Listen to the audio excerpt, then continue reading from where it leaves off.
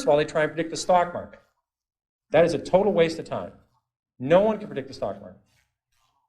They try to predict interest rates.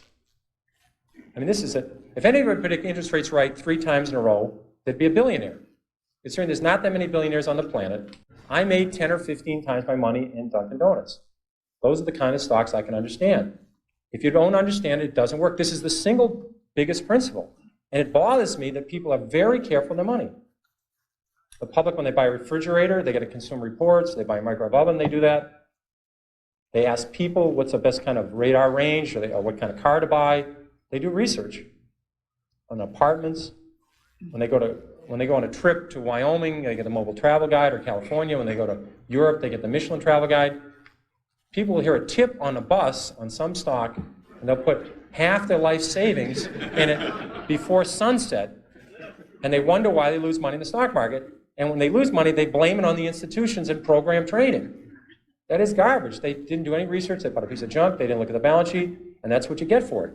And that's what we're being driven to, and it's self-fulfilling. The public does terrible investing, and they say they don't have a chance. It's because that's the way they're acting. I'm trying to convince people there is a method. There are reasons for stocks that go up. Coca-Cola, this is very magic. It's a very magic number. Easy to remember. Coca-Cola is earning 30 times per share what they did 32 years ago. The stock has gone up 30-fold. Bethlehem Steel is earning less than they did 30 years ago.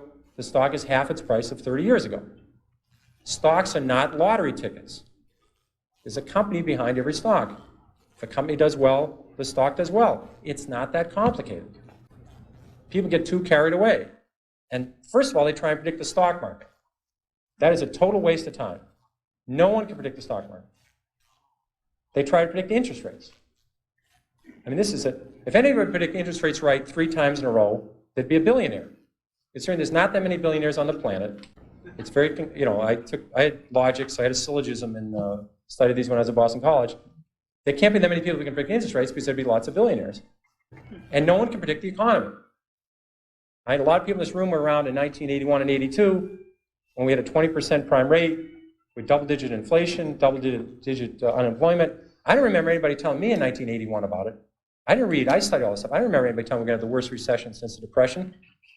So what I'm trying to tell you, it'd be very useful to know what the stock market is going to do. To know that the Dow Jones average a year from now would be X, that we're going to have a full-scale recession, or interest rates are going to be 12%. That's useful stuff. You never know it, though. You just don't get to learn it. So I've always said, if you spend 14 minutes a year on economics, you've wasted 12 minutes. And I really believe that. Now, I have to be fair. I'm talking about economics in the broad scale, predicting the downturn for next year, or the upturn, or M1 and M2, 3B, and all these M's. I'm talking about economics. To me, is when you talk about scrap prices. When I own auto stocks, I want to know what's happening to used car prices. When used car prices are going up, it's a very good indicator. When I own hotel stocks, I want to know what hotel occupancy is about. When I own chemical stocks, I want to know what's happening to the price of ethylene. These are facts. If aluminum inventories go down 5 straight months, that's relevant. I can deal with that. Home affordability, I want to know about when I own Fannie Mae, or I own a housing stock. These are facts. There are economic facts and there's economic predictions. And economic predictions are a total waste. And interest rates, Alan Greenspan's a very honest guy. He would tell you that he can't predict interest rates. He could tell you what short rates are going to do in the next 6 months. Try and stick them on what the long-term rate will be 3 years from now. He'll say, I don't have any idea. So how are you, the investor, supposed to predict interest rates if the head of the Federal Reserve can't do it? So I think that's, but you should study history, and history is the important thing you learn from. What you learn from history is the market goes down. The math is simple. There's been 93 years a century. This is easy to do. The market's had 50 declines of 10% or more. So 50 declines in 93 years. About once every 2 years, the market falls 10%. We call that a correction. That means, that's a euphemism for losing a lot of money rapidly. But we call it a correction. And so 50 declines in 93 years, about once every 2 years, the market falls 10%. Of those 50 declines, 15 have been 25% or more. That's known as a bear market. We've had 15 declines in 93 years. So every 6 years, the market's going to have a 25% decline. That's all you need to know. You need to know the market's going to go down sometime. If you're not ready for that, you shouldn't own stocks. And it's good when it happens. If you like a stock at 14 and it goes to 6, that's great. You understand the company, you look at the balance sheet and they're doing fine, and you're hoping to get to 22 with it. 14 to 22 is terrific. 6 to 22 is exceptional.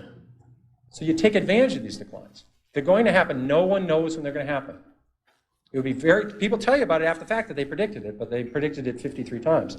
And so you can take advantage of the volatility in the market if you understand what you own.